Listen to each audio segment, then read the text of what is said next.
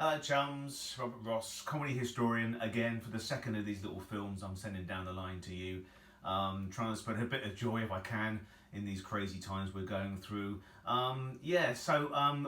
Even before all this started kicking in, all this sort of staying at home and I just did it, not touching your face, I'm so sorry, I shouldn't do that.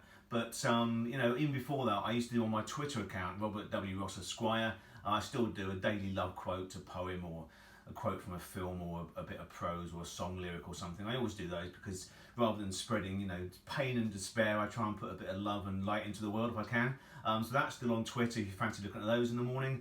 Also on my Instagram and Facebook pages I'm now doing, and I have been doing for a few months now, a daily comedy, hashtag daily comedy. You'll find that, Robert Ross, comedy historian. That's a birthday or a celebration or the first broadcast of a sitcom way back when, something like that, just to sort of spread a bit of comedy fun out there. Today, can you believe it? Today we are wishing a very, very happy 98th birthday to the great Carl Reiner, actor, producer, writer, Carl Reiner, who's 98 today. So fantastic, Carl Reiner. Probably his greatest contribution to popular culture, the wonderful American TV sitcom, The Dick Van Dyke Show from the 1960s. That's just wonderful stuff. So yes, 98, Carl Reiner, would you believe it? Also, what I'm doing now, I've finally got my own podcast. Yes, the world can sigh with relief. Robert Ross's Comedy Greats, it's called. And it's me in conversation with the delectable Gemma Fanning. And today's very first podcast, very first episode, is a celebration of this chap here, young Frankie Howard. And it's not an exhaustive hours and hours and hours, it's about 20 minutes or so, just my personal whistle-stop celebration of a great comedian I love dearly.